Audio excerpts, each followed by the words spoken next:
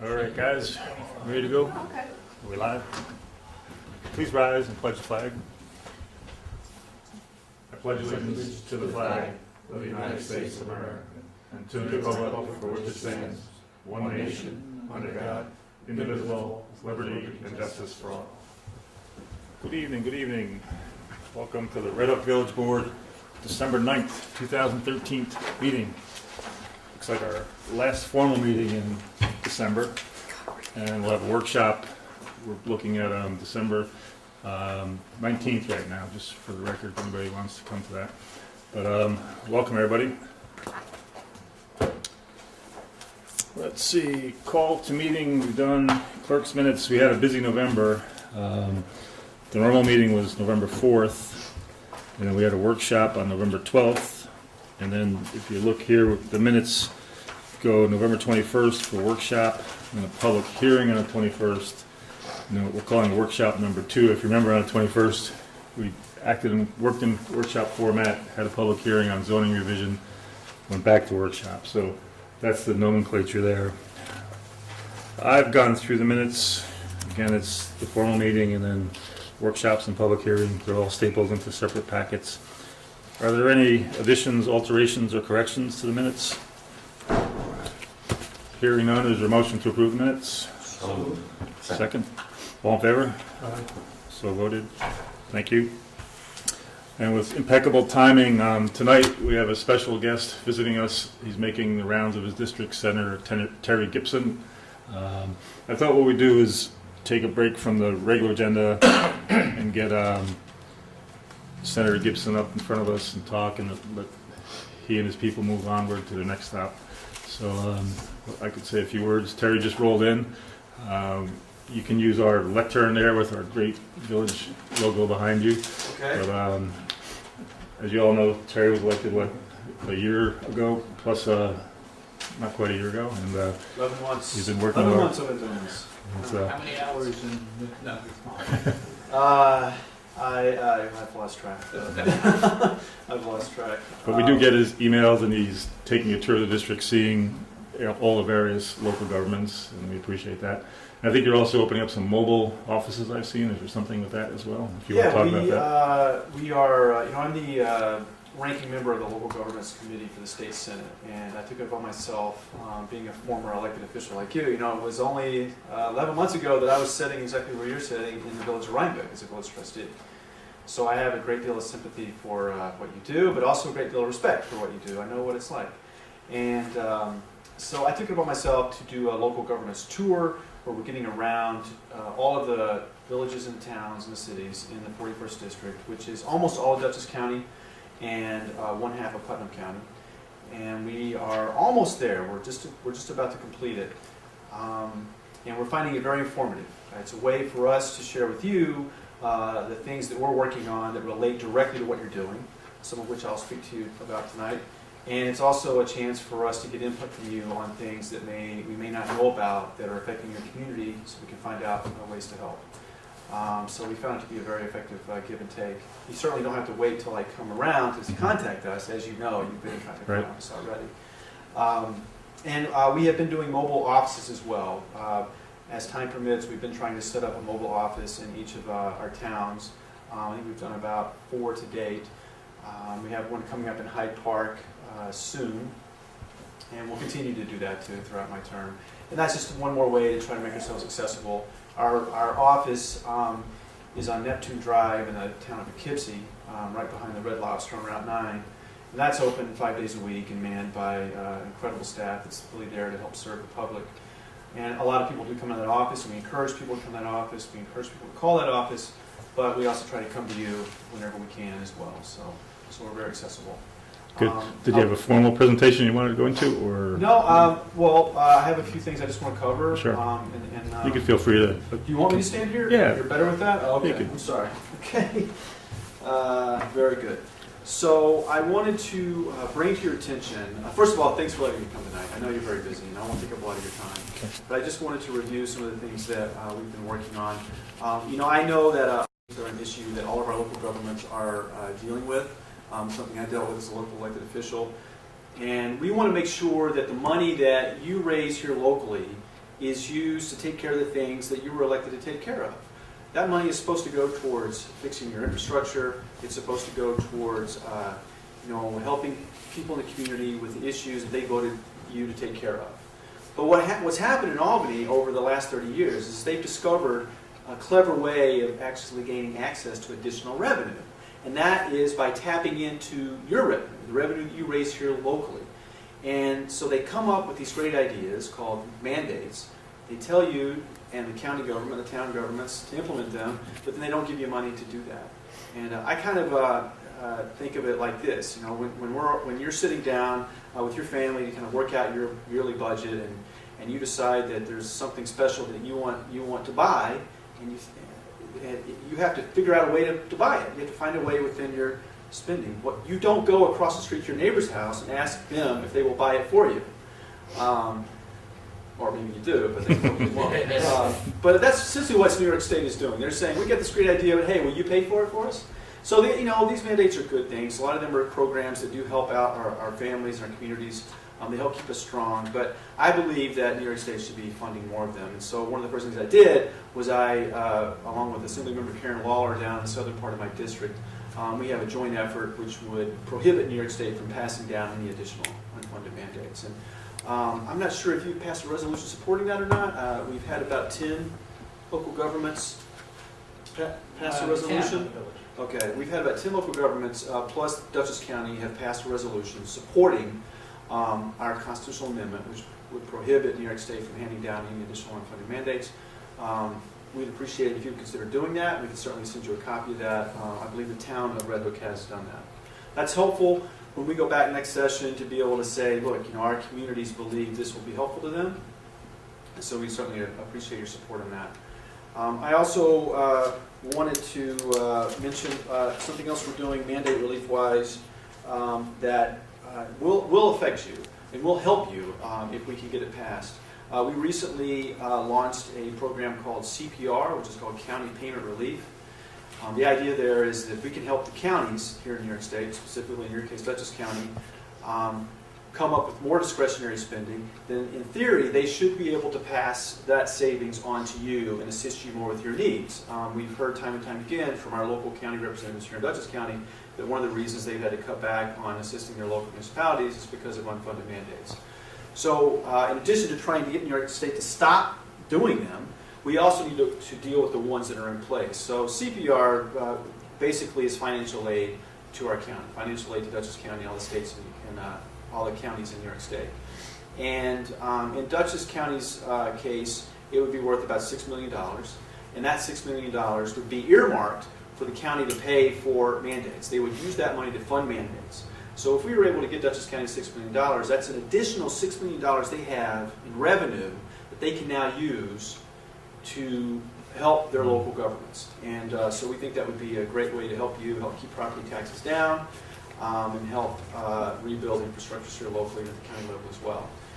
I also wanted you to know about something called the Good Neighbor Act, which if you are having trouble here in Red Hook, in the village of Red Hook, with banks that purchase homes and take them over when they're in foreclosure, if you're having trouble getting them to be good neighbors, if they're not mowing the grass or taking care of the house or abiding by your local property maintenance codes, the Good Neighbor Act would change the New York State law and require them to do that. It would require them to be good neighbors. They would have to provide you with a name and contact person of someone at the bank that you could call and hold responsible for taking care of the property.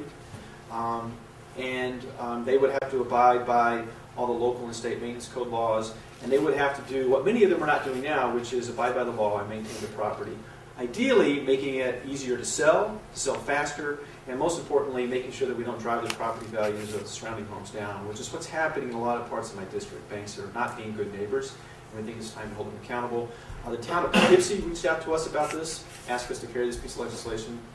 They are one of the towns that's having a big issue with that. So again, if that's something that interests you, we'd certainly appreciate your support on that. And one last piece of legislation you might be interested in. It's a local option for municipalities to offer a tax deferment to senior citizens. This is a new piece of legislation we've introduced, if it were to pass, you as a village would have the option to opting in to this plan on a yearly basis. Any senior citizen that was in your community that applied, if they're 65 years or older and their income does not exceed $70,000, they could apply to you for essentially a tax deferment of that year's property taxes that are levied by the village, just by the village. And you would that money would be put into an interest-bearing account where it would collect 3% interest. So you would be making money on the amount of money that has been deferred. You would set the rules on this. You would set all the parameters on how to go about making this work for your community. New York State would not set those parameters for you. So you would have total control over it if you decided to opt into it. It's essentially putting a lien on a house, but you are making a little bit of money in the process. You're allowing your seniors to have an option to stay in their house longer. If you have people that you feel like would qualify, it might give you an additional tool to help them. We want to try to keep our senior citizens here in our communities. We think it's important. I'm sure you agree. And we just want to give you one more tool to help you do that. So with that said, I want to mention in the New York State budget this year, I did aggressively fight to try to make sure that we maintained our funding levels here, our AIM funding within our local municipalities. We did do that, so you should have received $33,205 in AIM funding this year. That was built into the New York State budget, so if you did not receive that, please let us know. We were also successful in increasing the CHIPS funding. You should have received about a 26-point increase in the amount of funding you received from the previous year, so you should have about $40,000 in your bank that you received from New York State that you can now put towards infrastructure improvements, repairs. So that is an increase, and of course, anytime we can get New York State to increase funding, we're always excited about that. So I was happy about that. So with that said, I think it gives you a pretty good overview of what we're doing on the municipal, local government level. And I wanted just to give you a chance to ask me questions about anything that I've mentioned, or most importantly, bring to my attention any issues that I may not be aware of. Maybe I'll go first on the CHIPS. When you're talking about the 40,000, right now our current year is 31,264. Are you talking about the next fiscal year for us, or is that We something? this fiscal Yeah, year. we got an increase. Yeah, But it it would was- be, it's about a 27% increase for the 13-14 state budget, so it would be your next CHIPS payment will be about Okay, $40,000. yeah, because we got a slight increase this year, but not a 27% increase. It'll go up to 9,000. Yeah, 26.9, $40,231. Yeah. So write that down, make sure you get that. Let us know if you don't. And then on your, It went up quite a bit, about $9,000. We usually got $32,000. Up to about 41. It'll be well used, believe me. Oh, you're glad to hear that Already. also. Yeah. If you don't need it, we know some other places that do it. Just right, and then on your proposed new program, the tax deferment for seniors, right. could you explain? I didn't quite follow logistics on that. It was they're in their house and they get a 1 year. Did you say is that what you're looking for? I didn't quite follow how that worked out. So if the senior citizen, if you decide to opt into the plan, you could offer seniors who are 65 and older who make less than $70,000, you could offer them a 1 year deferment on their property taxes, the taxes that you levy on their property. It would be on a yearly basis. When that property changes ownership, then you would receive that payment back whenever that happens. So they could accrue 1 year at a time, but for multiple years. Is what you're saying. But you have to approve it every year. So Okay. just because they qualified 1 year doesn't mean they necessarily qualified next year. Also doesn't mean that you're going to participate in the program the next year either. I mean, with elections and changes in boards, some boards and changes in budgets and revenue, it's not going to work for every community. Some communities just could not afford to do this at all, but some could afford to do it for a few if they set some pretty strict parameters. You know, if this would allow you to keep, you know, in your case, if you could keep 10 or 15 senior citizens that are considering leaving the area and putting their houses on the market, if you could keep them in their home for another year, to give them a chance to sort of look at other ways, other options, for maybe 2 years, to buy them some time, and you could to stand to, you know, not take in that money for a year or two, knowing that it is accruing interest. then it might be worth considering. Because when we have a situation where we lose too many of our senior citizens at one time, we have too many houses on the market at one time, we create an imbalance in our communities, which is happening throughout the Hudson Valley. Many of our communities are becoming lopsided, meaning that the role models, people that grew up in the community, the people that have all the institutional memory about the community are moving away, and our young people don't have anyone to look up to or to learn from. And that can become a very dangerous situation, a situation that can really hurt the health of our community. So we're trying to offer some tools that would help prevent that. I mean, look, our overall goal here is to reduce the cost of living here so that you don't have to resort to things like this. But having only been in office for 11 months, I need a little more time to make that happen. So we're offering you some tools here. So does that help explain that? Yeah, it does. I didn't get that it could accrue over multiple years. When Right. I've heard 1 year, I didn't quite get that. But Yeah, it would accrue for as long as you know. So if you defer 1 year, and that house doesn't change doesn't change ownership for 10 years, you're still accruing that interest.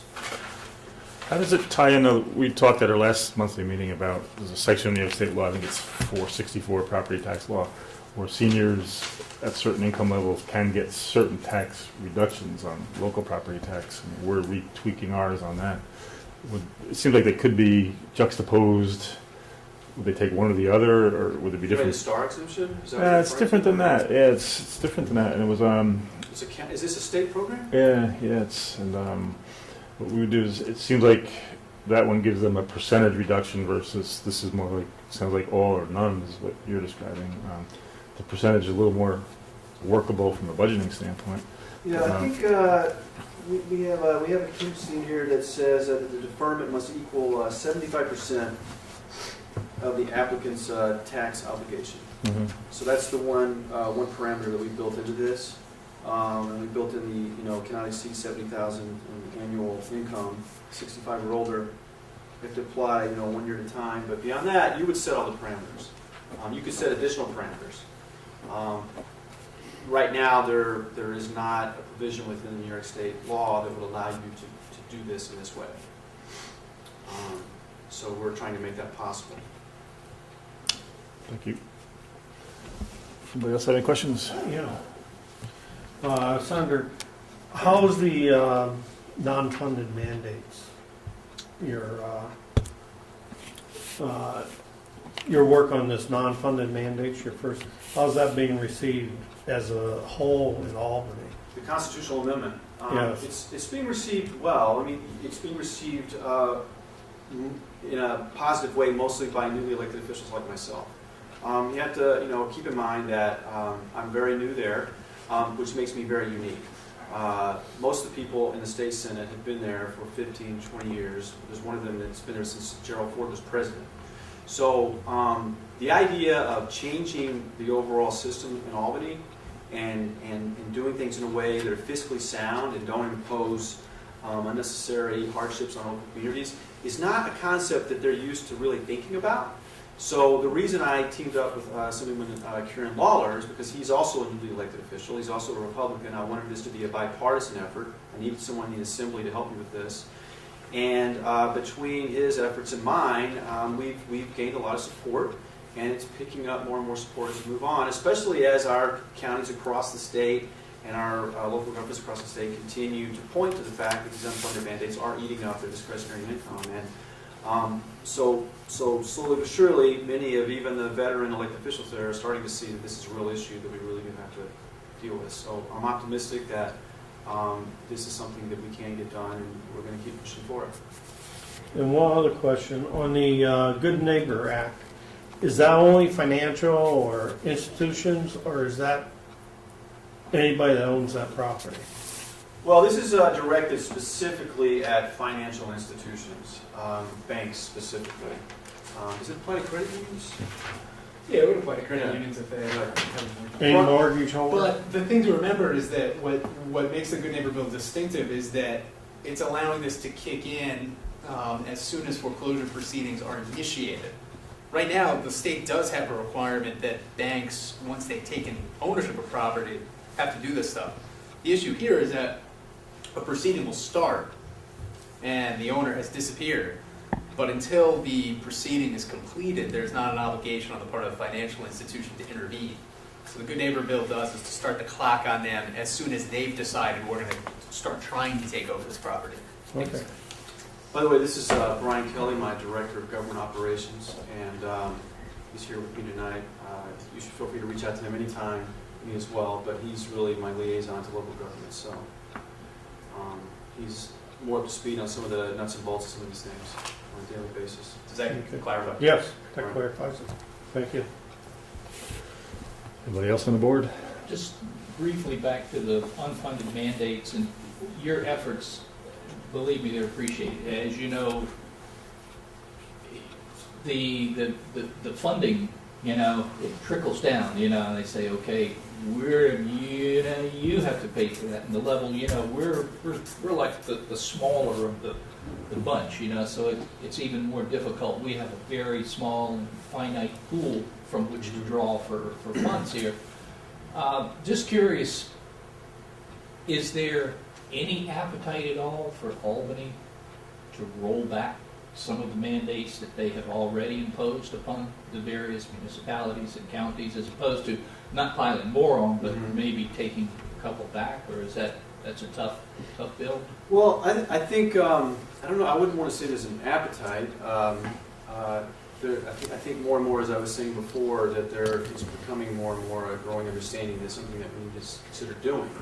The reason we the reason we wrote the CPR bill, the County Payment Relief Bill, the way we did, is because our initial instinct was to dive in and just start proposing the elimination of some of these mandates. And so we spent an enormous amount of time studying them all, and as we did that, we began to see that this was going to be a very difficult task because these mandates are very complicated, they're very complex. And in the short term, it occurred to us that it would just make a lot more fiscal sense, rather than letting more time go by, to just supply the counties with the financial aid they need to fund those mandates that should be funded in the first place.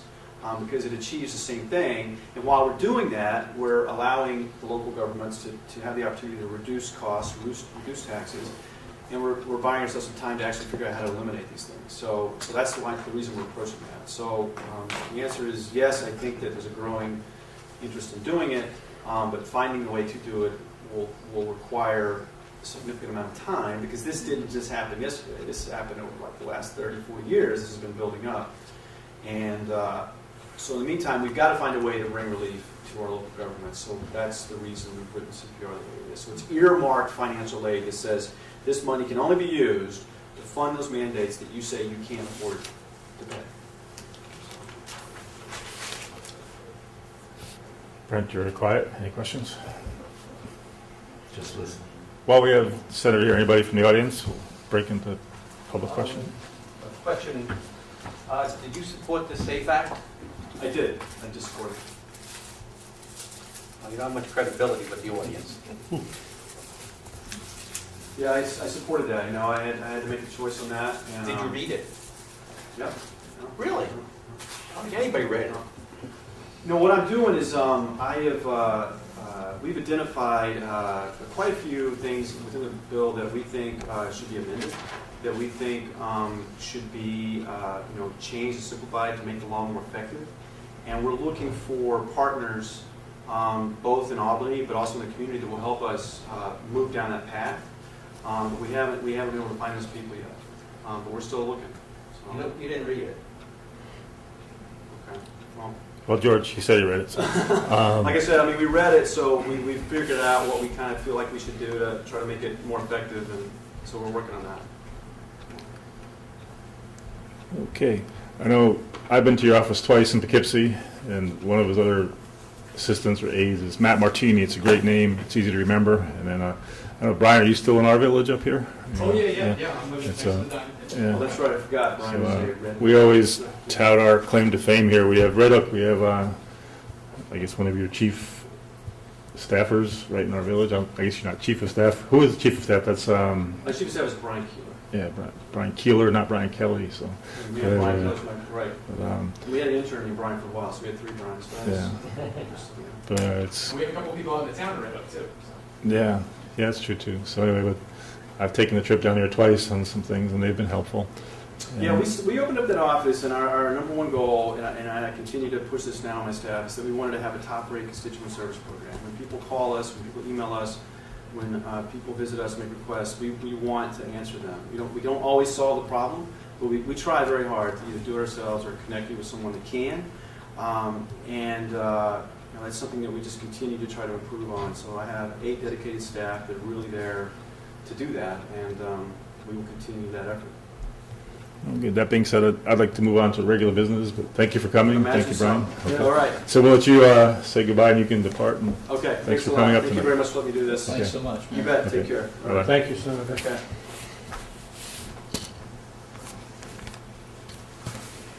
All right, so we'll move on. First item in regular business, looks like department committee reports here. Clerk Cole, you want to go to a treasurer's report for us?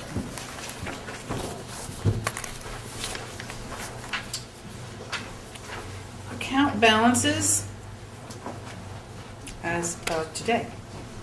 General, $349,589.61. Water, $104,472.68. Trust and agencies, $17,999.86. Materials management, $4,346.68. Petty cash, $72.34. Village Green, $3,250.41. Hard scrabble, $4,513.68. Health insurance, $3,399.18. And the capital project has a negative $8,786.13, and it does not have a negative. It's just, I don't think Michelle, that's the only fund that she takes care of. I don't think she just was able to get in the last EFC payment. And monthly expenses, general, $249,832.18, and that's high because it was the retirement payment. Water, $22,977.76. Trusted agency, $17,999.86. And materials management expenses of $5,319.51. Okay, thank you. Is there a motion to accept the treasurer's report? So, Is there a second? Second. All in favor? Or, and while we're on it, what I could do is, the great part of the end of November is it's the end of the 6-month point. So if we flip to our attached exhibits there, it goes through the different budgets, general, water, material management, trust and agency. I gave it a pretty hard review Friday, and things are tracking pretty well as far as at 50% of year. Budget lines are staying in that percentage range. Like I say, always, like Cindy just mentioned, pensions were paid this past month, so that'll now show almost 100% payment, but don't get scared by that. It doesn't mean we're spent 100% of our money at 50% a year. It means that's a done, finished, end of expense line. But what we needed to correct was 2 things. Cindy, you have something there too. I think you have the rough notes right. But if you go to your water page, it's 3 in from the front. Personal services are a little high, see that? Steve in particular, see it there. And then service, let's see, it's actually line 8310.1, water admin personal services. And let's see, 8320.4 is high. That's power pump contractual expenses. These are related to the project, but non-funded pieces of the project. What we need to do is adjust that. And Steve, see debt services down here? You on page 3? Let's see if you can. Yeah. Can you find the page, Steve? I just want to make sure everybody's on the same page here. Is everybody, we have Cindy's report and then the 4th page in. Okay. I've highlighted mine, but gotta make sure everybody's in on this. You good there, Steve? Mr. Brent, you on that page? And Jay, okay? I'm with Okay, I'll just repeat it. So 8310.1 is showing 85.6% of budget, and then 8320.4 is showing 125% of budget. Those are not good numbers, but they're related to the valve and street work we had to do to get the project installed. What we can do here, though, is if you look at line 9710.9, that's got a $49,000 budget line in it. That was created and structured in the anticipation of having a current payment to USDA in this current fiscal year. But we're not closing this loan until later in the fiscal year, so there'll be no payment this fiscal year toward USDA. So that $49,000 is available to shift and balance those other budget lines. What we did in both of those, the expenses were essentially highway department folks helping dig and do certain water connections out in the streets and so forth, and isolating and locating shut-off systems, that things we just didn't know, and as we got into the project, we realized we had to know these things. So overall, what I want to do is take that $49,000 and break it up. And this is, we have to do this by motion and resolution, because then the treasurer does a correction. We just can't do it haphazardly here. So essentially, there's $49,000 available. I'm suggesting we reduce that to zero because there will be no USDA payment this year. We would then add $13,000 of that to line 8310.1, which would take that $47,000 up to $60,000, which should bring us, we're pretty much done with the work there, meaning the phase one is done, so we're not going to have the highway guys out digging holes in the roads anymore. That'll balance that out pretty well. Then we take the remaining $36,000 and move that to the 8320.4, and that would bring that up to essentially like 92,000 and change there. And that'll bring that also into sync with, we'll have some surplus there. So anyway, I'll restate it. The motion would be to reduce 9710.9 from 49,000 to zero, to take 13,000 of that 49,000 and add it to 8310.1, and then remaining 36,000 of that to 8320.4 to bring that up. So I put that in the form of a motion and ask for a second. I second it. And we could have some discussion. Does it follow? It's a mathematical correction, essentially absorbing up that balance that we're not going to have to spend. Any questions or further discussion? All in favor? Aye. Aye. Jay, did you vote down here? Yes, I did. Okay, thank you. It carries, and we'll have the treasurers work on that next day or two. Then while we're talking, Cindy mentioned in the pension world, we paid the full-time staff pensions in December. When we pay in December, we get a lower rate, so to speak. It's a few dollars. Instead of waiting throughout the year, we pay it in one lump sum. And let's see if I can find that in my general fund. It's just to get you all on the right page here. It's toward the back of the general fund. Pardon me? Yeah.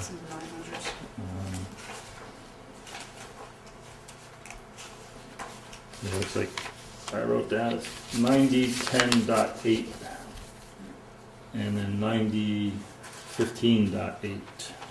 So it's be page 6 of the general fund pages. So if you look there, you see 9010.8. We budgeted $43,000 for the employee pensions, and then 9015.8 is a $60,000 budget line for pensions. We are good on the gross combination of dollars. We didn't spend over that amount, but what we have is one's a little under and one's a little over, so I just want to balance them out.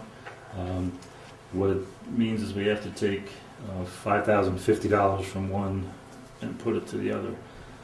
Again, it's not a hit to our surplus, or it's not an unanticipated negative to us. It's just when you add those two lines up, we have $103,000 there, and but it just came out that one was a little lower, one was a little higher. But we have the gross combined pensions appropriately budgeted. We just have to get them to the right line item. So I think it was state retirement was a little higher and police was a little lower, as I recall. Is that the way? So we would move $5,050 from 9015.8 into 9010.8. Is there a second on that? And so how much was that you... $5,050. Is there a second on that? I second Any discussion? And like I said, it's, add those up, we had $103,000, and I think the combined pensions were $98,000 between the two. So All in favor? Aye. Aye. Okay, motion carries, thank you. I thought we'd do that while we had the budget open in front of us. One thing, we recently went through an A133 audit that was with regard to the USDA loan program. And one thing they liked was that we get this detailed spreadsheet from the treasurer, and paying attention to it like this is a good thing too. So a couple of things I was looking at, I make some highlights each month, and so should you. If you look at in general fund, looks like sales tax is tracking. We're at 49.2%, so we should be at 50%. So that's looking pretty good. State aid mortgage tax, it's at 45%, so it's about right on for what Just got another check in today, too. for what we projected. And just as an aside, Jay will probably touch on it later, and I think we might have mentioned it at a workshop, but right now we've got a lot of activity in the village with new housing construction and major renovations. Major renovations probably wouldn't generate necessarily mortgage tax, but the new houses would. So, and let's see.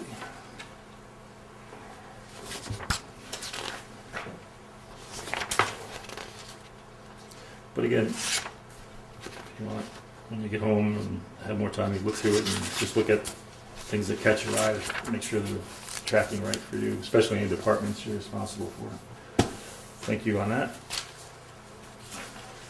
Let's see, we would go to police report. Let's see, Patrick out there.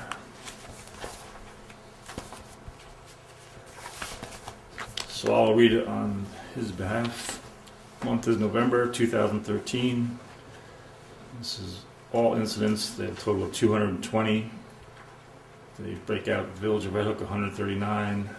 Excuse me, let's see, Village of Red Hook 139, Town of Red Hook 76. And then with uniform traffic tickets 101. That breaks out 66 in the village and then 35 in the town. And it looks like 3 parking tickets in the village. Arrests were 26, 10 were in the village and 16 in the town.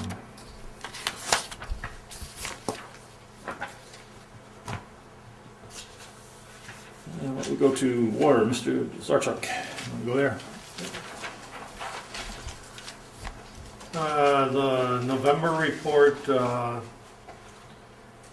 6,485,000 gallons of water were treated and pumped into the system. The average daily output was 216,000 gallons of water. In November of last year, the average daily usage was 241,000 gallons. A total of 55 gallons, or 12.5% hypochlorite solution was added to the water. Daily average hypochlorite usage was 1.8 gallons. No hypochlorite was ordered or delivered during November, leaving 24 5-gallon containers remaining, enough to last for 2 months at the current rate. 2 samples were sent to the Smith Laboratory for chloroform testing, first on November the 4th, negative. And again on November the 20th, which we are awaiting the results when this report was done. That is the water report. Okay, good. We have Robert Flores from CTML in the audience, and like the senator, we'd probably let you work and then let you get out of here early. So, Okay. I'm going to say a few things.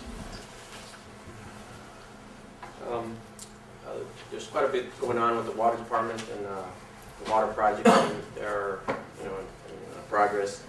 So there's a couple things that we talked about last month. Kind of need looking for some direction from the board to move on. As you remember, we have wells 2 and 8, which are the wells that are have been abandoned, and we're looking to maybe reusing those and take advantage of the fact that they've already been drilled. And all we have to do is throw a pump in and connect them. There's work to be there. And so what we agreed to do last month was to test them and to see the viability of doing that. And so we did get a chance to do that and basically yield the flow from both wells were lower than expected. So we're looking at well number 2 delivering somewhere in the neighborhood of like 15,000 gallons per day. Well number 8, and then our neighborhood of 25,000 gallons per day. Those are pretty low for municipal wells. The cost, my estimate to connect them is 45,000 each. That connecting, what I mean is, put in a pump, put in piping, valving, flow meters that are necessary, and then to connect them back to the water supply. Both wells are right next to each other, so the cost is basically identical. So I wanted to discuss with the board whether it's low, it's worth the 45,000. So I guess the other number you should know, on the phase 1 project, there's roughly about 57,000 left in the budget of that from phase 1 out of the USDA money. So the question is, do we want to continue working with those wells? Obviously we picked up probably the one with the biggest flow under this phase of the work. Well, 2 thoughts. Robert brought it to me about sometime last week, and I said it would be a board decision, not one person. And then the other part of it is Dutchess County DOH, part of the whole phase 1 project was these wells were abandoned 10 plus years ago, but they still sit in usable format, which DOH does not like. In other words, they're not permanently sealed. Either you permanently seal them, is what they tell us, or use them. Right. And what would permanently sealing cost? Didn't cost that much, as I recall. Did you have a ballpark on that? Right. Basically, it's about they're both about 8-inch casings, diameter, and they go down 250 feet or so into the rock. So you have to pour bentonite seal in there. It's basically concreted all the way in, and that prevents the potential for any contamination of the aquifer there. Do you have a ballpark cost on that? That's probably in the neighborhood of like $5,000 or less. Yeah. Is that per well? Yes. One of them has a bunker, so we have to parse that in also. There's a little bit of earthwork there involved because there's a casing, and in that casing there's what we call a pitless adapter, which is about 5 feet below grade. That's the pipe that, when it had a pump, that's where it connected to the water supply. So you have to dig down, cut that, and then you'd fill. Just as a point of reference, the higher one you're saying could do 25,000 gallons per day. Right. And it tested as far as the potability, that part of it. How was all that? I mean, because this was in that Right. salt range area. Like this is where they were abandoned theoretically years and years ago because of salt contamination. Right. So we tested them as part of what we agreed to do before. Those lab results have come in and they're all within the acceptable parameters of using the water. Mm-hmm. What would you, like to see in terms of production for a municipal well? What would you think would be acceptable? Your low production wells are 50,000 gallons per day. So that's the smallest well we have right now. So at best, it's half of what you might expect, right? Out of the Yeah, best but the one. first one, the 15,000 gallons a day, it sounds like a big number because that assumes you're pumping, 24/7 out of a well, but that's really like a really good house well. It's not a municipal well. Is there any way we can increase the yield of those wells? Well, those Since wells. they're being so close together, is there any type of way you can combine them to get more yield from it? Well, the other thing to consider is that we have in our aquifer and our well field there, we have rock wells and we have gravel wells, and we have a very small gravel well that was initially intended to be just monitoring depth of water, and then a well pump was put in, and that small well makes much more water than we would expect to get out of these.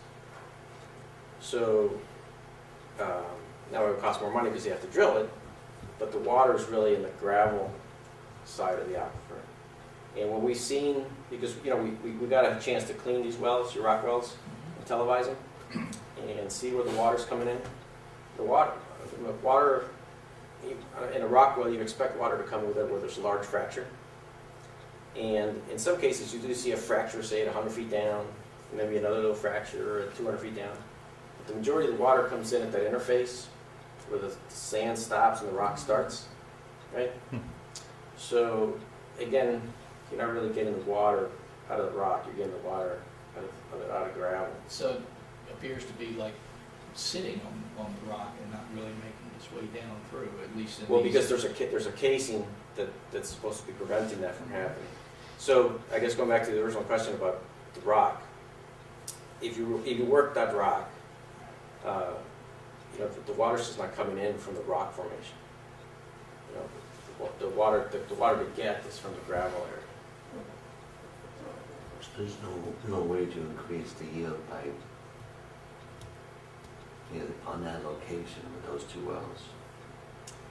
In any way, Yeah, and feasible. the numbers I gave you are assuming that the well that we found today, we clean it and bring it up to speed, you know, assuming the bump flow. So, no, I don't see it getting much more than that. We were hoping that they would do as equal to at least the low yield rock wells. But we found to be, you know, a half or 25% of them. So. Well, my thought was, looking at the numbers, maybe you could refresh your memory too over at the Black Grant property at the brush pile. Could you give us gallons per day on those? I mean, it's... Yeah, those are about 70,000 gallons per day Mhm. wells. And we did, since we talked last, we tested them. And that's actually on the low end of that's me being a conservative engineer for you. But I can do more than 70,000 gallons each one. and those are just with the two, I mean, in my water report, I'll bring this up too, but there's 3 wells actually out there. And one they found, but that's capable of producing, I mean, 5 and 6 right now are capable of producing a lot more than 70,000 gallons per day. Right. And then the other thing, just to remind you, we bid as a bid alternate because we wanted to have this information in hand. What would it cost to drill from scratch in the rock, a rock well and a gravel well, up to the current standards, you know, 8-inch well, pipe it up, the whole 9 yards, right? So the cost, and we had bids for that one, was $140,000 for the rock well, because it's deeper, drilled to rock, and $120,000 for a gravel well. We'd expect to get at least in the neighborhood of 115,000 gallons per day out of the gravel well, based on the other ones we have right now. So obviously it's more money, but it's more, there's a greater guarantee for success for more water. I'm just wondering, Ned, we did have an application out for 2 and 8 for community metal block grant, the next one coming out. Did you say, I didn't catch We the... do have an application pending, hasn't been, we haven't heard if we got it or not. I'm just wondering if we have time to amend that. Is the application specific to those wells, or is it more upgrade well system? I have to look at your ones off the top of your head.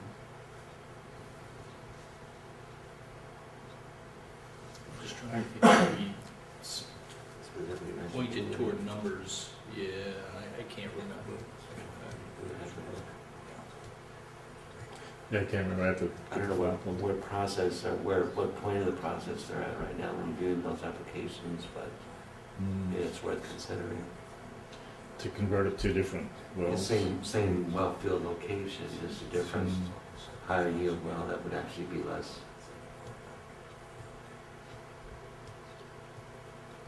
Yeah, we could do that. You know, with these test results, I think the early test results were for salinity essentially, and then now these are more thorough as far as production capability. Yeah, the numbers don't seem great to me as far as the production. It's like, do you throw $45,000 per well? For something that's producing Yeah. less than 50% of what you would expect.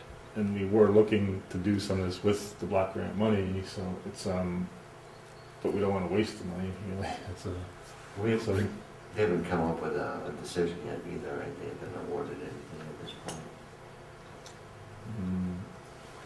We'll check.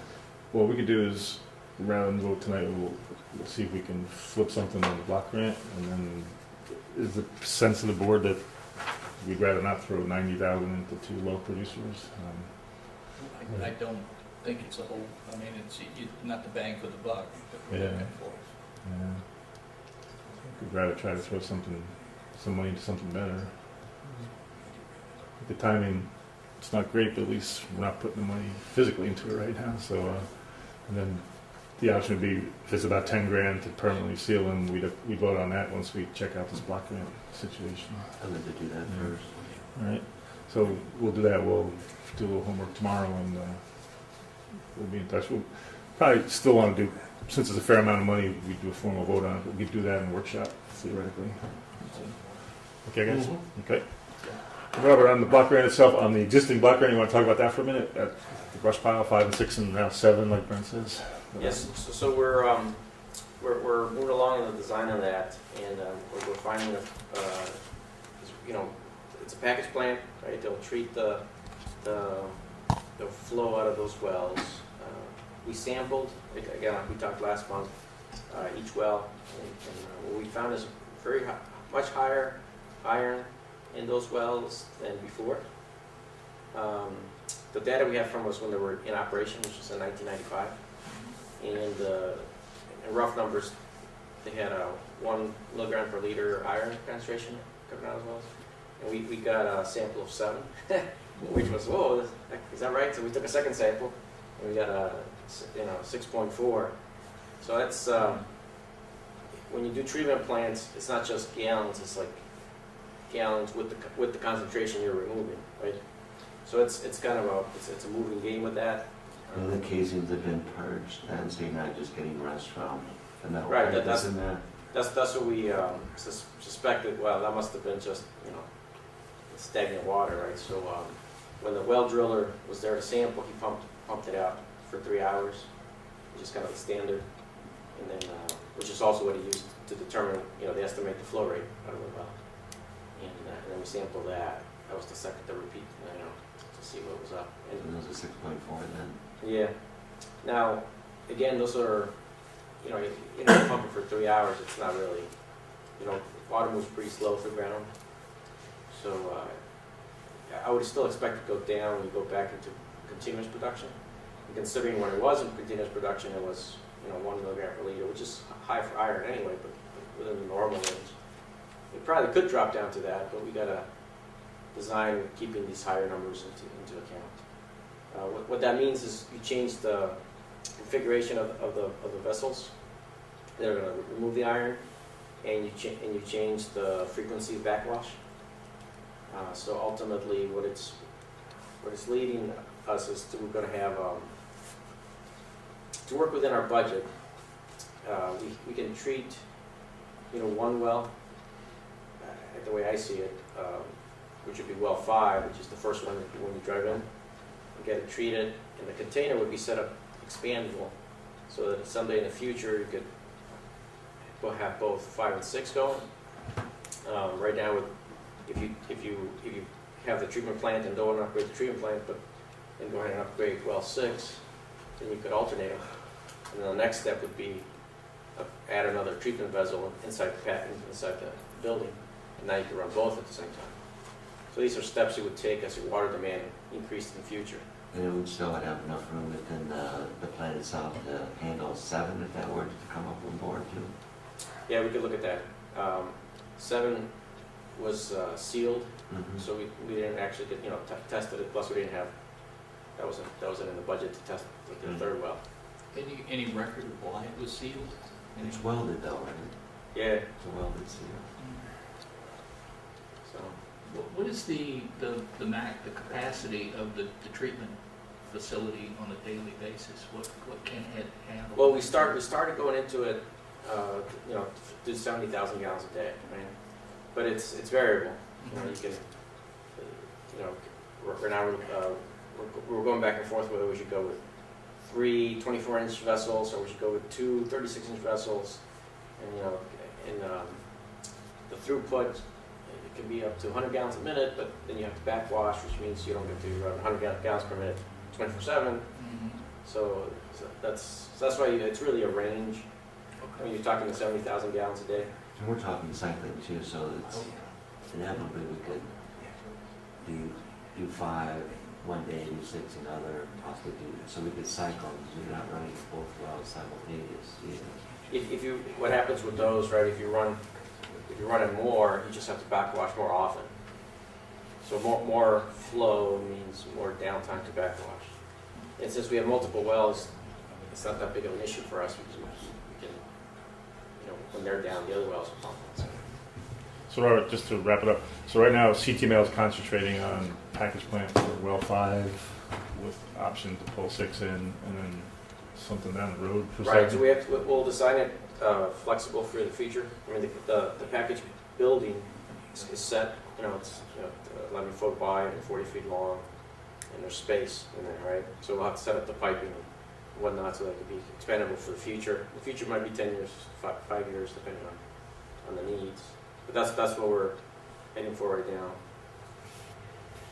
So the working numbers, looks like drilling wells between 120 and 140,000, so pick 130 to drill, but then you still have to, does that include piping in your number for drilling? Yes. Does that get you to a distribution point somehow? Yeah. Yeah, okay. So that's with the new well, right? Right. Yes, And the well field. I'm just point of reference to the Block Green project. And, so you'll keep designing and keep us updated on what's out there? Well, yeah. But is the 7, is it micrograms per liter, what do you say? Milligram. Milligrams per liter? That's handleable level, it's a workable level for the new system? Right. We just, we gotta know that it's, Mhm. you have to know that up front. If you know it up front, you can deal with it, right? Okay. Yeah. All right. Good. That's what we sample. Oh, there's one other thing that we keep, as you remember, we had pretty significant lightning strike in September, caused some pretty good damage. And we looked at different ways to kind of protect us from that, because the damage came from the back end, not the front, not the power feed, but from the field back. And the hit they're in the field, I think all of you are familiar with what it looks like. There's that open field with one big tree, right? So that tree is acting like a lightning rod, right? And it's not the first time it's got hit. And I think it's pretty cheap lightning insurance to just cut that tree down. And I wanted to get the board's okay on that, or Yeah. we have to figure out how the procedure for that. But I think that tree needs to go. Is there something we can do in-house? I mean, is there anything close by that would hit if it fell? Could No. we, I mean, what would be the cost of like lightning arresters to, supplant the tree as the prime target or something like that? Well, we're up on the tower, right? The storage Well, tank? right, that the tower and the building are protected with lightning, right? So that, again, so from the lightning perspective, those guys are the same as ground. But that tree stands there in the field by itself. So the lightning arresters, we looked at, the thing is we have so many wires coming in. So you start protecting each one for, for $2,000, $3,000, and you've got just, dozens of wires. So for $1,000 you cut down a tree. Yeah. I think Brenson, our guys could probably handle it. Yeah, So, there's nothing around that. yeah, I think it's, Yeah, it's a complete, it won't hit anything if it fell. yeah, because we do have insurance for lightning damage, but we have $1,000 deductibles every time, and plus gives us the threat of different things. It's a lot of work on top of the cost, so. Well, I would at an recommend- opportune time, it would not be fun. Yeah, I think, well, leaves are off, it's probably a good time to take it down now, but our guys do it though, I think we could do it. Yeah, you can plan it, it's not an emergency, obviously, but, you guys get together with Deanne on that. Everybody, I'll call it to a little vote. Motion to take down the solitary lightning tree in the well field area. So, Second. Will you have to go be with the tree? Nah, I think we supersede the tree committee. Now, is that in the town? Pardon? That's in the town? No, I think it's our land there. It's, Well, it's your property. yeah, it's our land, so it's, we own it. So, I'm good, you guys good with it? So we'll instruct Dan. All in favor? Aye. That it, Robert? Yep. Thanks, Robert. We'll let you go north. You're free. Right. All right, let's see. So we jumped off that from Zarchuk. Looks like we go trustee Trap. You up? Ready to work? Yes, sir. Here we go. Building department this month. 2013.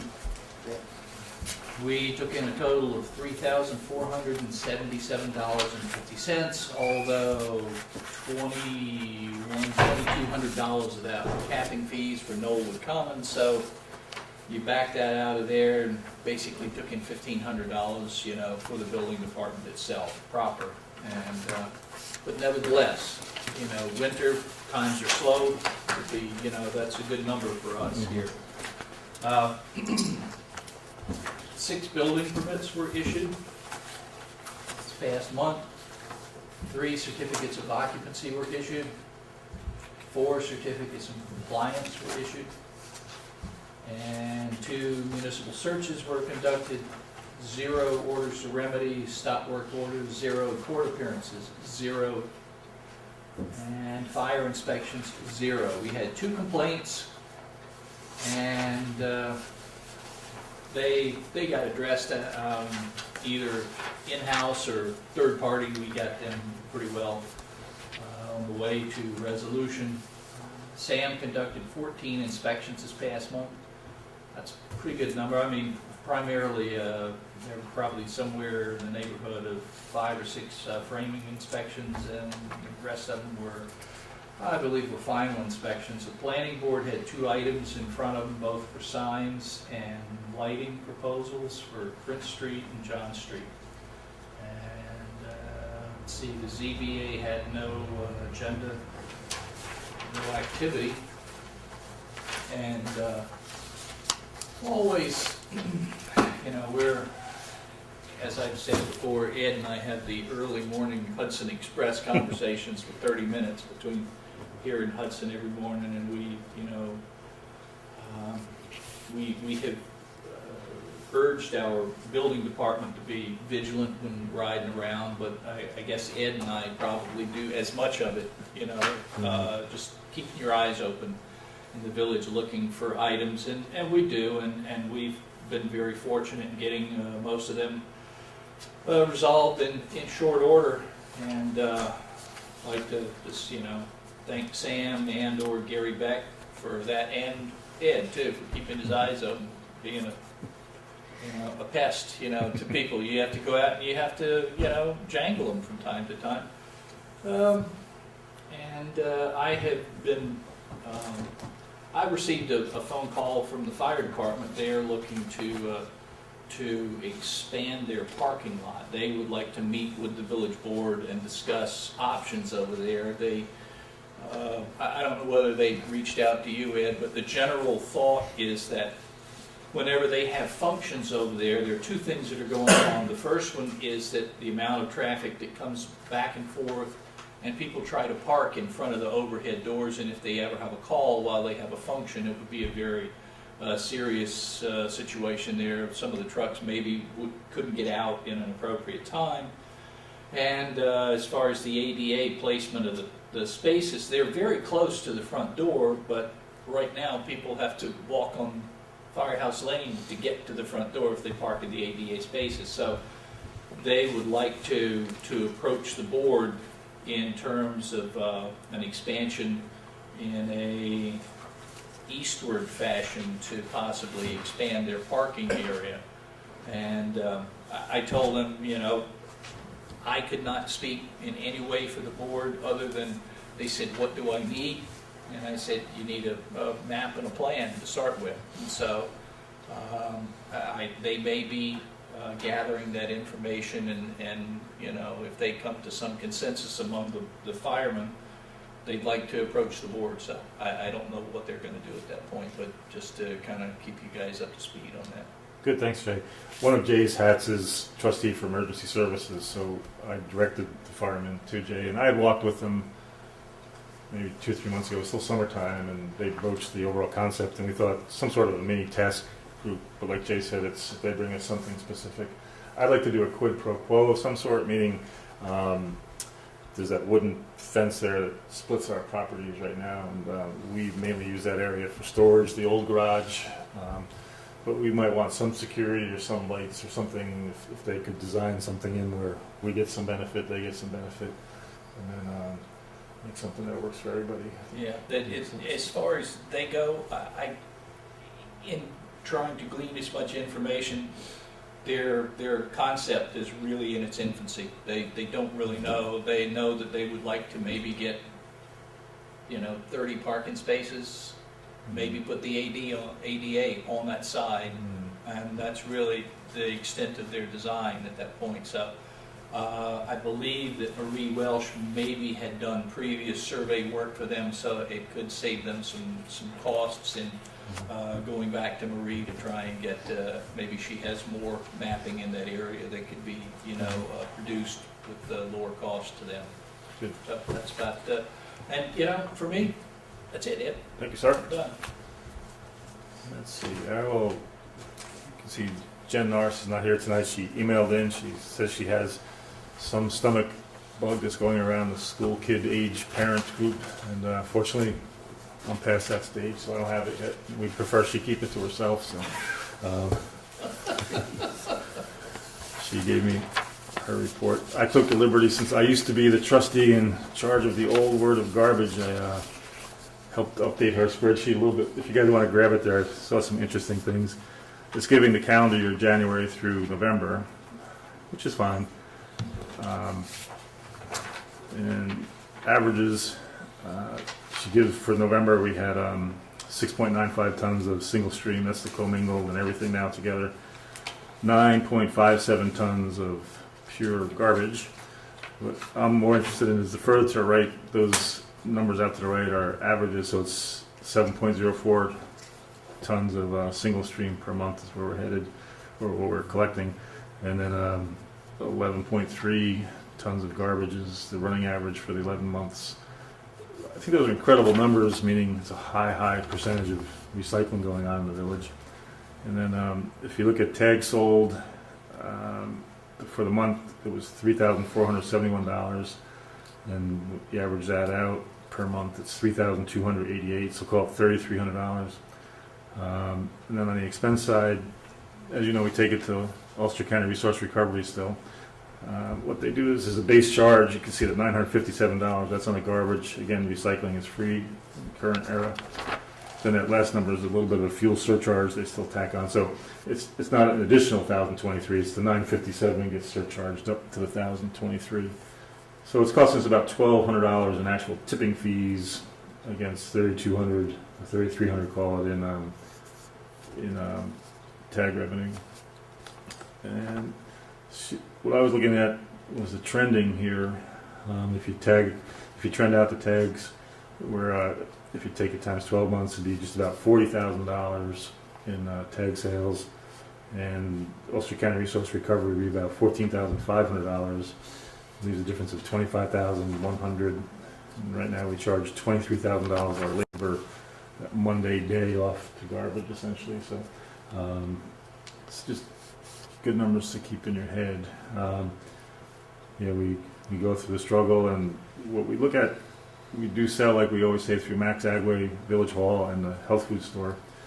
And I see a lot of sales over at the health food store. He's called me on the weekend oftentimes that he's low on tags, so people seem to be using that quite a bit, which is a good thing. And so anyway, if you average that out, it's rounding it up, 40,000 in tag sales, 14.5 in tipping, leaves you about 25 grand, which in my opinion, we have to get from somewhere else if we stop doing this. So it's and we do pay some workers' comp and some Social Security, I think, still off the garbage budget. But that was just interesting stuff. So I emailed back the updated version to Jen, so she can throw in December. I like looking at those average numbers. They help me a little more than even the monthly numbers. What else did she tell me? Events. We had Winterfest yesterday, which I'm aware of. I don't know if you all are aware of it. Hopefully some of you were out there. It was really fun. I'd like to thank Kathy Treble from Funshine Nursery, Kim Gomez from the Chamber of Commerce, Red Hook Fire Department, and the new merchants group here in the village, What to Do in Red Hook, and the village board. A composite of all those parties put together a nice continuation of our Winterfest event. And we had Santa arrived on a fire truck. We had hay wagon rides supplied by Ken Anderson, one of our local farmers. And this year the new twist was the What to Do in Merchants group put a nice little group mini market out here, but with primarily merchants themselves from our retail core. So it wasn't like outside competitor gypsies competing with rent-paying merchants, which I liked. And anecdotally, I know Trap spent some money there. I spent some money there. Mike heard- Lewick's chili was really good. Yeah. And we had, Bread and Bottle was there, and they were doing, I don't know which hat they were wearing when they were doing sliders, but they told me a number they sold, which was a significant number of items. So it was, people were spending some money. They're doing it again next weekend. It's not the Winterfest piece, it's just what to do in Red Hook will happen again. So it'll be a variation of a theme. Hopefully they get decent weather again, and that'll wrap that up. The farm market ended, and we're looking to find them a home here again in the village in this late spring, early summer. Let's see. Red Hook Library, just down the street here, recently received a 5-star award from the Library Journal. This is a nationwide assessment of public libraries, and it's the highest award level that this Library Journal reviews 7,500 libraries, and they issue 300 awards like this. And the Village Library received one, as did the Village of Tivoli Library, which is great. But they've been working hard at that library, and late in the day, since Jen wasn't here, let me just see if I can get something up. They gave me those actual numbers they give. If I'm fast with the fingers here, I can get it for you.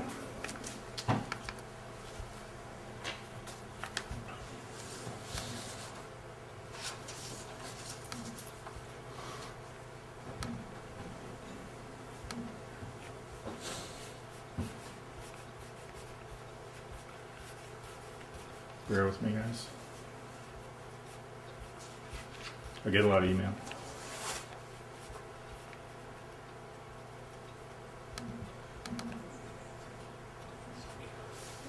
According to the library director, circulation, they had 6,205 items circulated in November 2013. That's up 5.7% from the prior year. They hosted 44 programs attended by 262 adults, 93 teens, and 152 kids.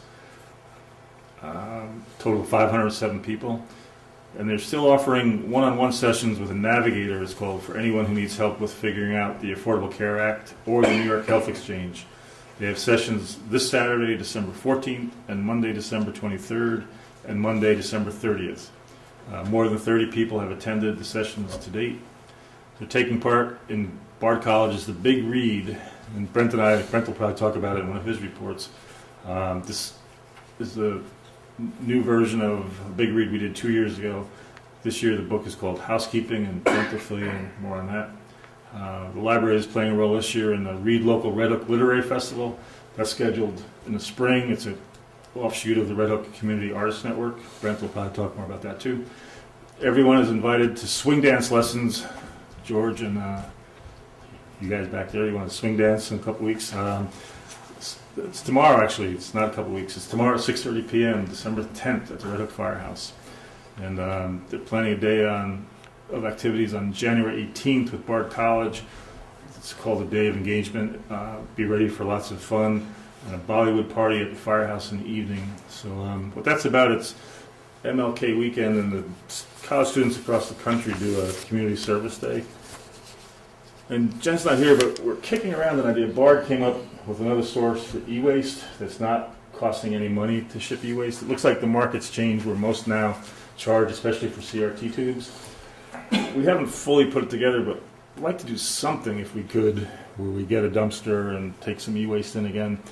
It looks like the vendors out of Rochester, they want covered dry storage. So I talked to Welsh Sanitation. They can give us something for $100 for a month, where you walk it in and lock it up, and then my hope is this vendor could theoretically walk or come around and pick it up as they needed it.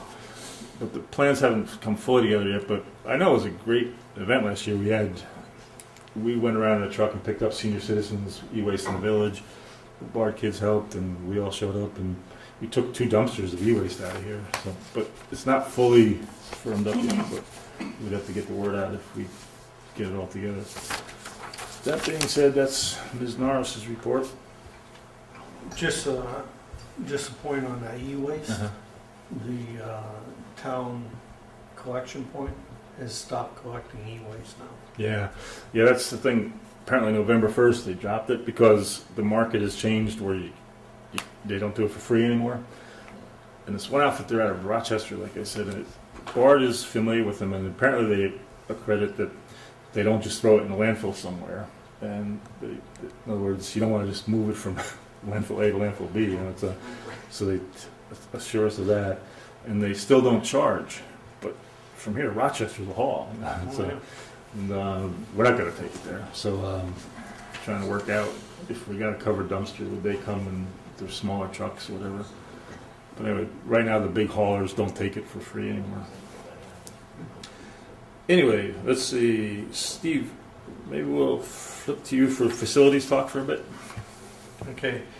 On the facilities, I received both an email and a call from Time Warner. This is about the replacement of our, we're going to port over our lines from Frontier to Time Warner.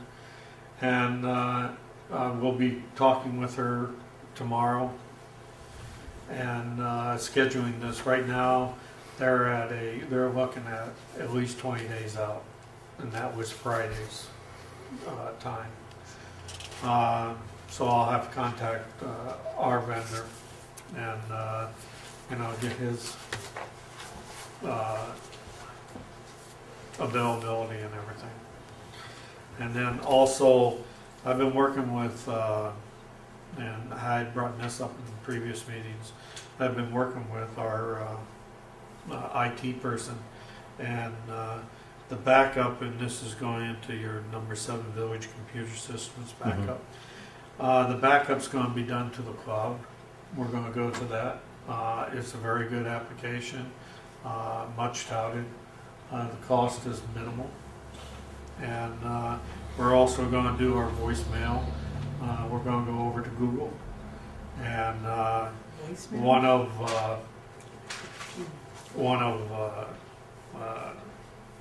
the clerks and everybody, not just her, everybody's concerns was about all the existing email addresses. And what will happen is those existing email addresses will be forwarded to the new addresses, which is an everyday event. So we won't lose anything. And everything will be available to them.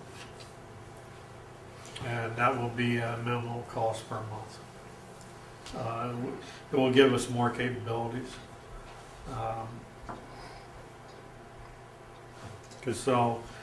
And the other thing I had brought up, or sent you an email a couple months ago, and after all this is completed, I would like to start working on our webpage and how we access it, and so on and so forth. Yeah, good. We had talked before. We don't. We had talked before about it. Just a couple points. When Steve, item 7, we're addressing some regular business things here in this report, which is fine.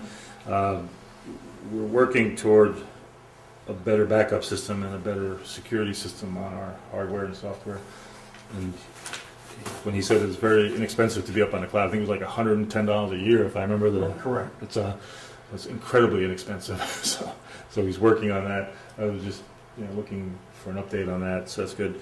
And we're headed to the cloud and the planning zoning software too. So, and just to clarify the backup, right now we do a backup to a tape that is changed by a person daily, and we haven't replaced one of those tapes in quite a while, and they're very expensive. And moving over to cloud will give us, first, we won't rely on a person having to do it. This will be done automatically by the system. So it's a scheduled event. sounds good. Okay. And on updating the webpage, I did get your email, but I'm not quite sure. I thought we'd do these hard things first and then get to that. So, Well, that's not going to be an easy one. well, it's just All right, so let's see, I think we've hit everybody. Mr. Brent, are you ready to work over there? Yeah. Get close to the mic. I'll start with the Village Green Committee, the monthly report for November. Current balances of the Village Green Committee's related budget accounts are as follows. Committee beautification, we have $2,872.30. Shade tree contractual, we have $4,280. And the Village Green checking account is $3,250.41. There were no Village Green Committee meetings held during the month of November. The Village of Red Hook was offered a blue spruce trees by the town of Red Hook. There were 2 trees in front of their building that they wanted to relocate, and we had a site picked out, potential site in Abraham's Park on the crest of the hill. There are a couple of spruce trees there, but due to the steep slope and the big piece of equipment they had to bring in, they found it to be very difficult logistically to bring that equipment in. So unfortunately, we didn't get the tree, and they did plant it at the Red Park instead. Residents can purchase dedication plaques for the benches. I believe we have about 9 benches still available, and these can be purchased for $125, and they can meet in honor of, in memory of, dedicated by. And proceeds from the sale of the plaques will be deposited in the dedicated Village Green checking account and used to pay for the cost and installation of the plaques and the Red Hook Village Community Enhancement projects. The Village Highway Department monthly report. Fall brush and leaf pickup continues. Residents are reminded to place leaves curbside in rows, not piles, and separate brush, which is trees and limbs, from the leaves. And please limit the brush piles to 6 feet by 6 feet by 6 feet. The tree limbs and branches no larger than 8 inches. They've been concentrating more on snow removal and ice removal. And this Friday, December 13th, will be the last day for leaf and brush pickup. So if you still have some remaining stuff in your yard, please do what you can to get it out on the street, curbside. The village's snow ordinance is currently in effect until March 31st of 2014. No parking is permitted on village streets from 11 p.m. to 6 a.m. Vehicles parked on the village streets will be towed before, during, or after a snow and ice storm to facilitate snow removal, and costs for the towing and vehicle storage will be charged to the vehicle owner. And residents are also reminded to remove basketball hoops, sports, and other equipment from the sides of the streets to allow for snow plowing. The village will not be responsible for damaged equipment remaining near the streets during this season. The owner and/or occupant of every building or lot in the village with an adjoining sidewalk shall remove all snow and ice within 24 hours after a snow or ice storm. And this is reference to our local law 1999, section 16(5-1). And at the discretion of the village board of trustees, the village highway department will remove the snow or ice left uncleared on sidewalks after 24 hours at a cost of $20 per linear foot. And this cost will be assessed and collected with the next tax levy. And that's also a reference to a local law. The village purchased a used pickup truck from the Red Hook Town Highway Department for $3,500. A tool truck bed was also purchased for $500 and will be mounted on the new truck. An estimate from the Hudson Valley Mobile Graphics to wrap and number the truck of the cost of approximately $500 was also received. The pickup truck will be used by both the highway and water departments. The approximate $4,500 cost will be deducted from both the maintenance of street capital outlay budget account and also the source supply power and pump equipment, which is part of the water fund. So that will be split evenly between those 2 budget lines. The village participated in the Dutchess County surplus equipment auction on November 25th. The village sold the decommissioned highway garage generator, water storage tank, a sander, and a tapping set, yielding approximately $9,761 in revenue. And that revenue will be entered in the general fund unclassified revenue account and then transferred by village trustee resolution to the maintenance of street capital outlay, the same account that we took the money out of for the truck, and also equally the amount in the power pump equipment for the water, so we will reimburse those two accounts that we took money for to buy the truck. So the sale of all the surplus equipment plus extra paid for the truck and all the amenities with it. Scrap metal was sold on October 21st and November 27th. And we yielded a total revenue of $714 for the sale of both of those. Total revenue generated to date for this fiscal year is $1,533.64. Since inception of the scrap metal recycling program in September of 2007, $15,673.53 has been generated. Proceeds from this program go toward purchasing tools and equipment for the village highway department, and residents or business owners interested in donating scrap metal can contact the highway department at 758-8600 or the village clerk at 758-1081. And the highway department will assist property owners by picking up scrap metal upon request. A very, very successful project, and one of our projects that we're going to have to do as a board is transfer some of that revenue over to that budget line. Intermunicipal Task Force on the Red Hook Infrastructure Month Report.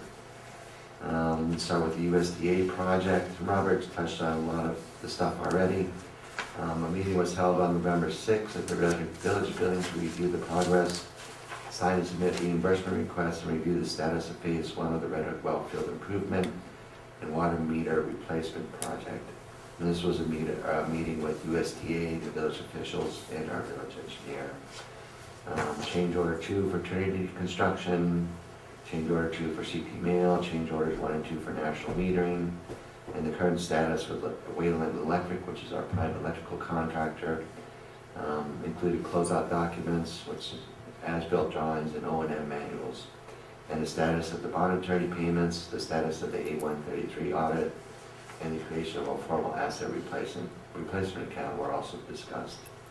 Final completion forms and resolutions for Phase 1, prime electrical contract, and the water replacement contract is anticipated. And actually, I think all 3 contracts will be completed by February 2014, so the prime electric, prime general, and the national metering contract. A new larger pump was installed on well 3 on December 5th, which is an existing well. Electrical connections and monitoring upgrades will also be installed. I believe by this week they'll be done. Well 3 is anticipated to be back in service on December 12th, which is this week. The improved well with a larger pump will yield an additional 50,000 gallons per day.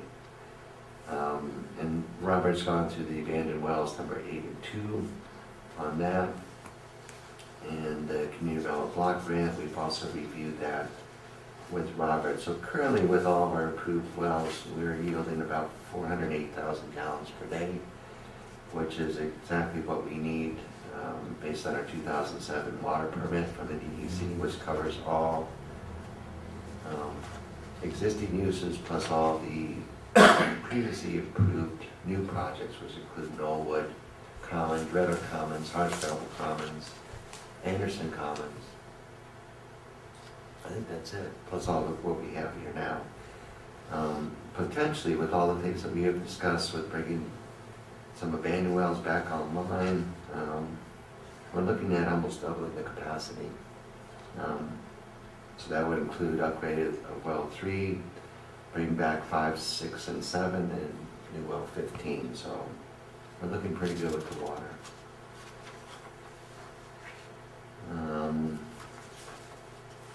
The U.S. Department of Energy and New York State Governor Cuomo announced that the New York Solar Smart project has received the Sunshot Rooftop Solar Challenge 2 award on November 8th.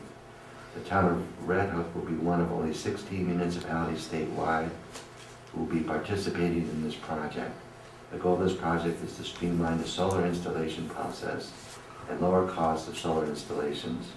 A virtual kickoff is scheduled for December 18th, and this project was brought to New York State through the City University of New York, and this award from the US DOE.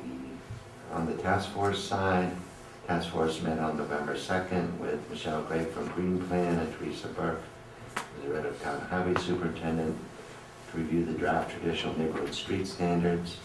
The task force met on November 8th and visited Warwick Groves in Orange County, which is a new urbanist traditional neighborhood development in Warwick, New York.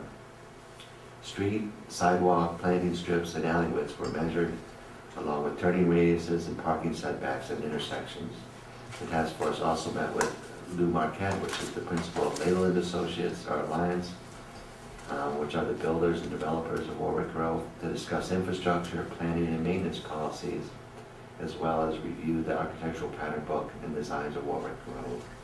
The task force met on the 15th with Victoria Polidoro and Christine Shaw, which are the town's attorneys, Chris and Claudine Close from the Edward Benson Historical Society, and Michelle Greig from Green Plain to review proposed amendments to the Red Hook Town zoning law for preservation and new construction in the National Historic Landmarks District, the Industrial District, the AB, the LD, the B1, and the RD3 districts. And finally, the task force met on the 22nd to review memos and comments for Christine Shaw regarding the National Historic Landmarks District. So we had a very busy month with the task force. We're going to have to pause for a tape change. And Action. And for the shared services report, the Red Hook Economic Development Committee, both Ed and I are village liaisons to that board. We're not actually members, but they are discussing things and businesses in the village of Red Hook. An EDC meeting was held on November 6th here at the Red Hook Village Building, and we reviewed the letter by Chris Close regarding how the enabling legislation of the Community Preservation Fund affects commercial versus residential property real estate evaluations. We discussed the need for more inclusive buy-ins of participants of what to do in Red Hook, and a follow-up discussion of Mary Kay Verba's, which is the Dutchess County Commissioner on Tourism, regarding historical, agricultural, arts, and food promotional videos, marketing, and group advertising. The Community Preservation Fund and Farmland Protection Advisory Committee, which I'm a member of, there were no meetings held during the month of November. The Red Hook Town Zoning Review Committee, I'm a member of that. I'm a Red Hook Village representative. ZRC meeting was held on November 14th at the Red Hook Town Hall, and we discussed amendments to the Red Hook Town zoning law, section 143-28, which has to do with fences and walls, and considering exemptions for agricultural fences as recommended by the Red Hook Town Ag and Open Space Committee. And spike fences, SPITE fences, were also discussed. What's a spike fence, man? Put up a fence to just a spike. Oh, it's spite. You were saying there is a T there. Okay. It's not, yeah, spike. Okay. There's a definition for that. Okay. Permits for companies filming in the town of Red Hook were discussed. Restrictions on temporary signs resulting from comments from visitors were also discussed, and bus shelters, locations, New York State DOT right-of-ways and private property restrictions were discussed at the ZRC. The Red Hook Get Together meeting, both Ed and I are village representatives and members of that group. And there was a meeting held on November 21st at the Red Hook Library. The following items were discussed. On December 10th, they're celebrating, well actually, it was scheduled for December 10th, celebrating the anniversary of the Universal Declaration of Human Rights. President John Dramani Mahama, the President of Ghana, was going to make an address at the Fisher Center. That was moved to tonight, December 9th, so that give the President a chance to get back down to South Africa for Nelson Mandela's funeral. So anyone who got a chance to go tonight, that must have been a great thing to do. The big read again is the collaboration with Red Hook libraries, Tivoli Libraries, Germantown, Linecliffe, and Kingston Libraries, featuring the book Housekeeping by Marilyn Robinson, and the events will kick off on March 15, 2014. What to do in Red Hook, as mentioned before, December 8th and the 15th, there'll be events and market food and crafts at the Red Hook Village Municipal Parking Lot, and the website is currently in the development stage. I read a can, the Literary Festival. It's a collaborative event with the Red Hook Library and Avalon Books and Music for workshops and readings scheduled for April 11th and 12th in the village of Red Hook. So I think they have 3 or 4 different venues over those 2 days with the reading of works, and they always bring in some Emmy Award and Oscar Award winning actors to make readings, so it's always a good thing. The show Ornamentation, which is small works under $100 for holiday gift giving, opened on December 1st and runs to Christmas. In January, it's workshop month. Contact Red Hook Can for lists of workshops and information regarding conducting your own workshop if you would like to. And work continues to organize the film festival as well. At the Emporium, a Children's Shopping Day will be held on December 7th and 14th. And as mentioned with the Red Hook Library, a swing dance at the Firehouse on December 10th. And the Children's Learning Garden, which is almost done, which is behind in the back of the library, will open officially in the spring of 2014. And the Tivoli Library, they're currently working to organize coordinated events with restaurants for the Big Read and coordinated summer events with the Red Hook Library in collaborations with Bard College for summer science programs. And the Bard International students, as also mentioned, January 18th, engaged Red Hook with collaborations from Red Hook and Tivoli Libraries and What to Do in Red Hook Can, the Red Hook Village, and Bard College. Anticipated venues include the Red Hook Firehouse and the Red Hook Can Gallery and Artists Collective. And that's all I have. Thank you, Brent. Couple of questions. Sure. Brent, the Red Hook Town Zoning Review Committee, are there minutes on the web? There should be. There should be. The one of the meeting we just had probably won't be posted. We're meeting this week, I believe. So we have to, they should post them. You could contact Sue McCann for posting on that. Okay. Because the restrictions on temporary signs, was that visitors to the community that raised those questions? Yeah. Did they get any local input? No, it was just brought up, just discussed, so nothing was really acted upon with any new laws. Okay. And one other question, I guess it's a typo on your Red Hook can. It's April 11th and 12th, 2014. April 11th and 12th, 2014, sorry. Okay, thank you. Yes, okay. Good, so it looks like we've gotten through all committee reports. And for everybody's benefit, most of the regular business items were discussed as an offshoot. Just for the record, the agenda showed regular business, State Senator Terry Gibson visit, budget adjustment water, which we did earlier when we were in budget session, budget adjustment general, that was the pension adjustment. Then we picked up item number 6, block grant update, that's from CT Mail on the well 5 and 6/7 area. Computer system number 7, systems backup and security. Steve touched on that for status. And then potential e-waste day on January 18th. I talked about that briefly too. Leaves 2 more to go here. One is, I thought we should start reconsidering item number 5, the water backflow project. This is where we have probably about 100 commercial occupancies in the village that may or may not need backflow prevention devices to keep what's known as backflow pushing back into our clean water mains. We know certain entities do have it, and they're subject to an annual test. Now that phase 1 is done, I think we can start concentrating on that again. And probably Steve, you, and our engineers and folks could start thinking about that a little bit. We did draft up a letter. We do have probably 70% of the work done. The customers are identified and so forth, and we're going to be fact-finding to see just what they have and what we need to do to make sure they're getting their reports into us. And this is mandated by the state.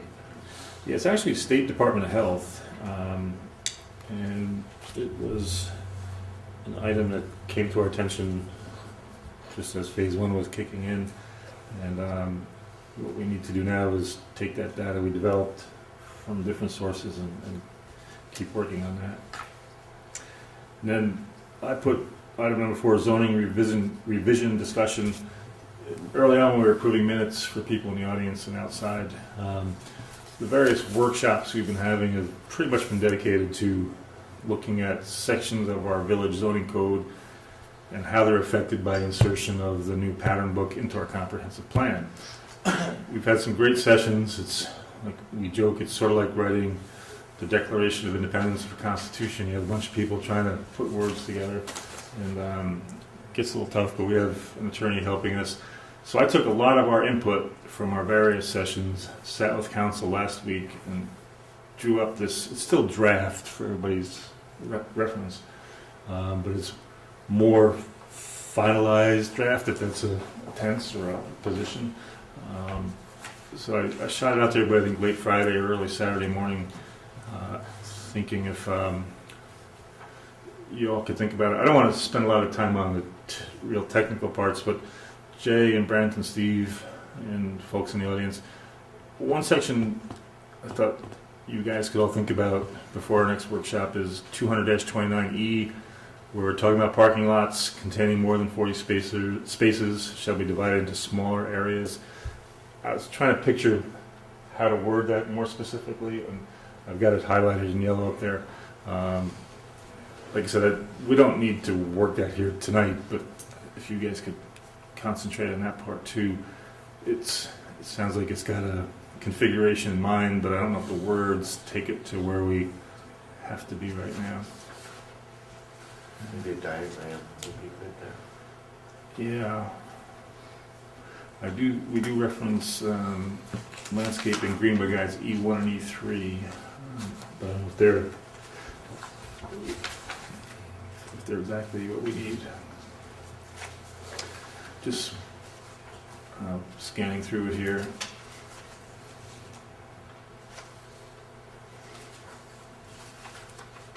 And what we plan to do, it leads me into the next note to myself here. When we open the meeting tonight, I mentioned our normal workshop would be December 19th. I'd like to do that. It falls into the sequence we need to keep with the 6-month moratorium schedule. So everybody can plan on being there. What I'd like for everybody to do is read this version a couple times, make your notes, and I think I'd like to come up with, at the end of the 19th, the version. And then we would set a public hearing. We want to move our January meeting a week back. What we're doing, folks, is December, the first Monday of December was the 2nd, which gives us problems with getting month-end reports, especially right after the Thanksgiving weekend, long weekend. And then a similar thing happens at the end of December. So the first Monday is January 4th, which is really early, especially after the holiday season. No, January 6th. I'm sorry, 6th? Yeah. 6th, which is pretty early after the holiday season. If we give ourselves the 13th, we can get all the reports in and get us some time. I'd like to set, if we're ready, pardon me? I'm looking at Steve, asking if he's got that.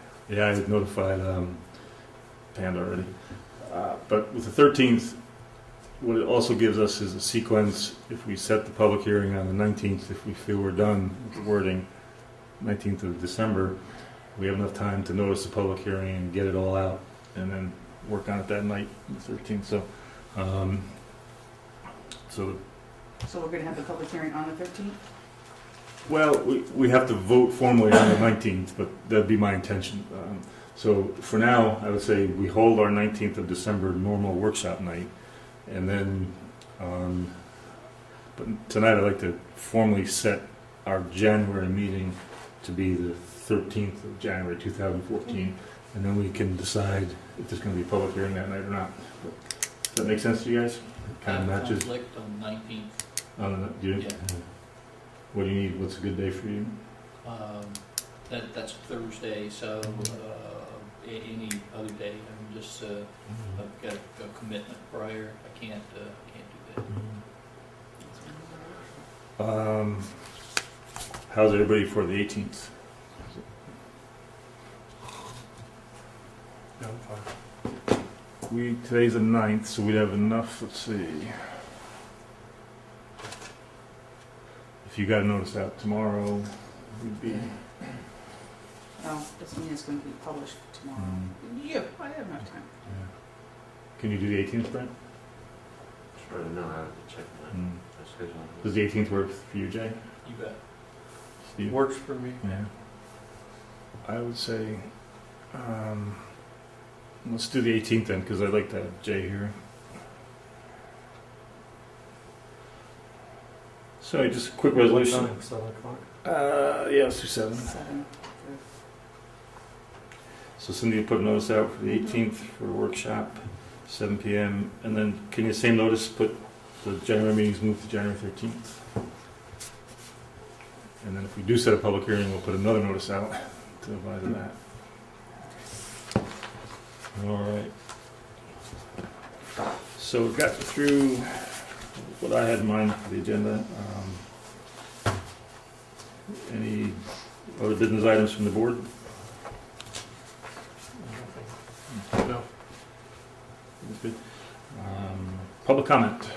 Who's out there with a comment or a question? Just a You're done. question, and that, those vessels for that, you were talking about Yeah. for well 5 and 6, Mm-hmm. what are they, replaceable, or do they backwash right there, or what do they do? There's a vessel, which are replaceable, so once they're filled, they'll just take them out Okay, and replace them. There's no environmental hazards associated with those backwash. that's what I was wondering what they were Yeah, gonna do. they dispose of them, the company does, and it says it's not environmentally hazardous stuff that comes out of it. The backwash is in a separate section of the treatment plant. It's 11 by 40 foot long package plant that comes in, it's like a big container basically.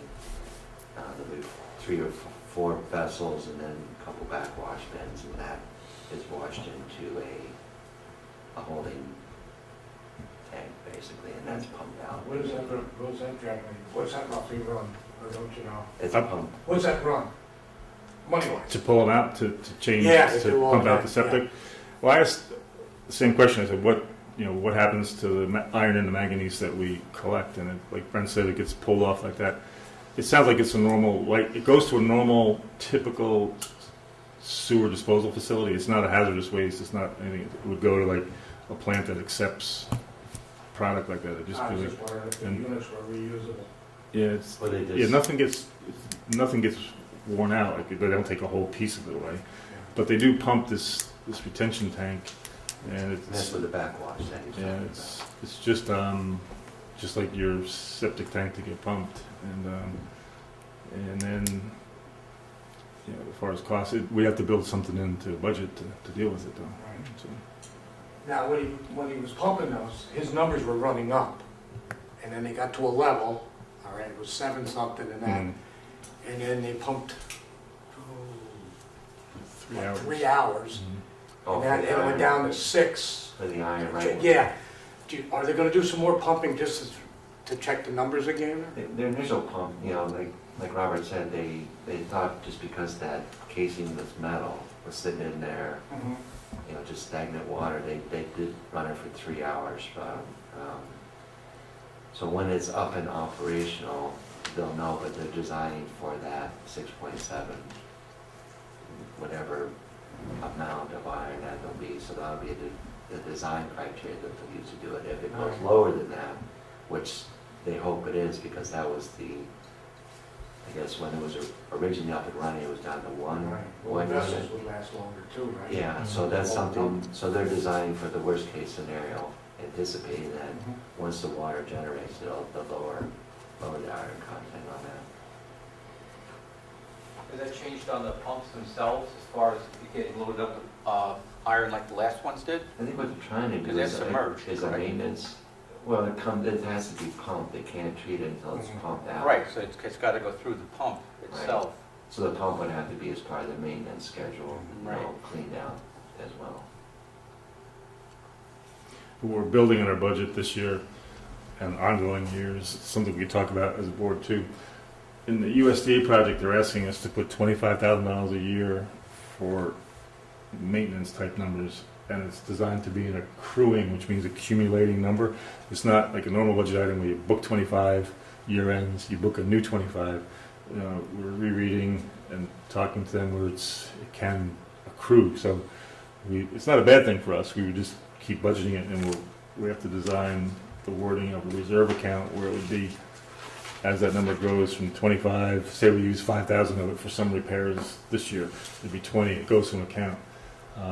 Then 25 goes in the next fiscal year for us, becomes 45, we spend 5 again, it's down to 40.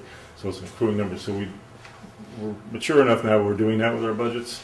And it's what this is, it delineates it not just as a rainy day or surplus or budget surplus, it's a specifically defined piece of the budget surplus. I had Michelle draw something up because we don't want to nail ourselves too tightly with it.